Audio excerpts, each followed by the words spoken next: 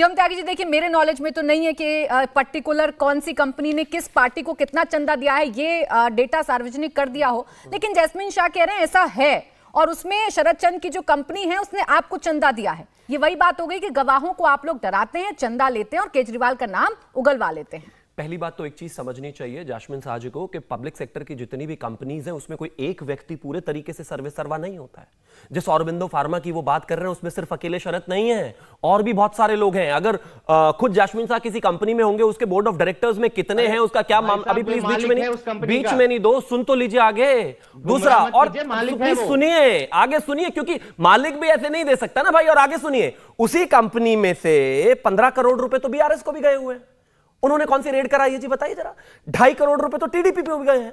उन्होंने कौन सी रेड कराई है जरा बताइए। बराबर सबको पैसा जा रहा है। खैर, अब मैं और दूसरे विषय पर आता हूं। अब इंपॉर्टेंट विषय यहां पर यह है कि जिस तरीके से इन्होंने कहानी गढ़ी है कि अरविंद केजरीवाल जी को जो उठाया है, जिसमें केस में किसी को अप्रूवर बनाया, उनको पैसे आए हैं। कोर्ट क्या कहता है, जब ये गए थे लेकर के हमें जो है अरेस्ट से जो है कहीं ना कहीं सिक्योरिटी मिलनी चाहिए, हमारा अरेस्ट नहीं होना चाहिए, तो ये सुप्रीम कोर्ट कहता है We have heard the both sides, however, at this stage, we are not inclined to pass any order.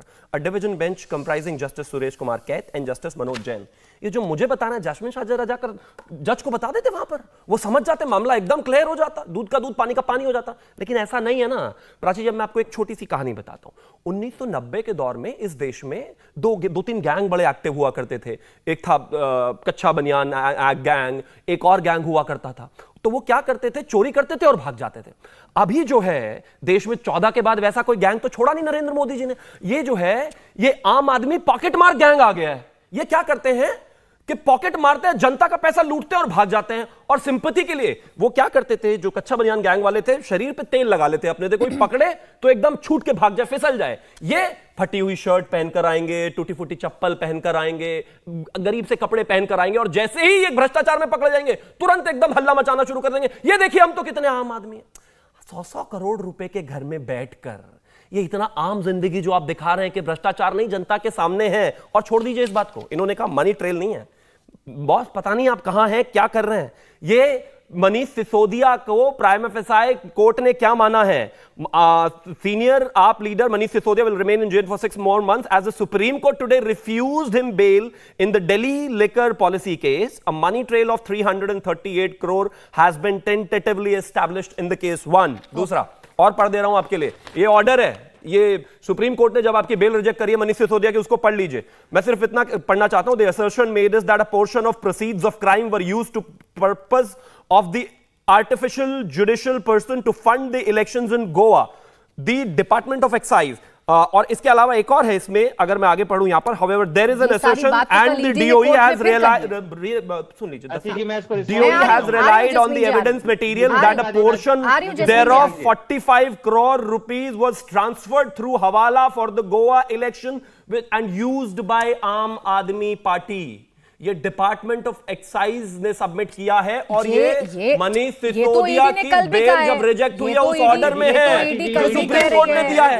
ये कहते हैं सबूत ही नहीं है। ये तो ईडी कल भी कह रही है, लेकिन उन सबूतों पर भी तो इन लोगों ने सवाल उठाए हैं ना कि ऐसा कैसा इत्तेफाक है ये कि गवाह जो पहले अरविंद केजरीवाल का नाम नहीं लेता, जब उसकी बेल एप्लीकेशन रिजेक्ट होती है वो अरविंद केजरीवाल का नाम ले लेता है। इस पर जवाब लूंगी, पहले पर्टिकुलरली वो पॉइंट आउट करना चाह रहे हैं इस बात पर। बोलिए जैस्मिन शाह जी, ऑर्डर्स हैं उनके पास, राहत क्यों नहीं मिलती कोर्ट में जब सब कुछ ठीक है और आप एकदम ईमानदार हैं? तो प्राची जी आप खुद समझिए और खुद सोचिए, 2 साल से 500 से ज्यादा रेड हो जाती है एक केस के अंदर, एक चवन्नी तक की रिकवरी नहीं होती। लेकिन क्योंकि पीएमएलए कानून के अंदर आपने ऐसी धाराएं डाली है कि वहां पे बेल मिलना नामुमकिन है। लेकिन हाँ, एक जरूर कारण है कि बेल मिल सकता है, अगर आप वॉशिंग मशीन से धुल के बीजेपी में शामिल हो जाते हैं, जैसे अशोक चौहान, नारायण राणे, छगन भुजबल, ये तमाम लोग। अच्छा, आप अगर वॉशिंग मशीन से आ जाते हैं तो आपकी ईडी बोल भी देगी कि हमारी फाइल ही गुम हो गई, जैसे छगन भुजबल के केस में कहा। तो आज जब से ये डिटेल बाहर आई है कि शरद चंद्र रेड्डी, और ये इसमें जो डेटा है ये सार्वजनिक है, ये जो डेटा है ये इलेक्टोरल बॉन्ड का है, हमारा डेटा नहीं है। इसकी तारीखें गौर कीजिए प्राची जी, इसमें 1-2 तथ्य मैं बताना चाहूंगा आपके दर्शकों को। शरद चंद्र रेड्डी को अरेस्ट किया जाता है 10 नवंबर 2022 को। तब तक वो क्या कहता है कि नहीं, मुझे तो अरविंद केजरीवाल आम आदमी पार्टी से कोई लेना देना नहीं है, मैं तो इनसे कभी नहीं मिला हूं। अरेस्ट हो जाता है। अरेस्ट होने के ठीक 5 दिन बाद वो चंदा देता है 5 करोड़ का इलेक्टोरल बॉन्ड का टू बीजेपी। उसके बाद भी रिहा नहीं होता है, 6 महीने सड़े रहता है वो जेल में, और उसके बाद जाके वो यू टर्न मारता है और कहता है कि नहीं, अब मुझे याद आ गया कि मैं अरविंद केजरीवाल से मिला था और मैंने इतने करोड़ रुपए की बात, लेन देन की बात करी थी। और उसके बाद उसे अप्रूवर बनाया जाता है और उसके बाद 50 करोड़ रुपए वो तुरंत उसके बाद बीजेपी को और पहुंचाता है। मतलब इससे ज्यादा खुलेआम वसूली गैंग का काम मेरे ख्याल से भारत के इतिहास में किसी पॉलिटिकल पार्टी ने नहीं किया है।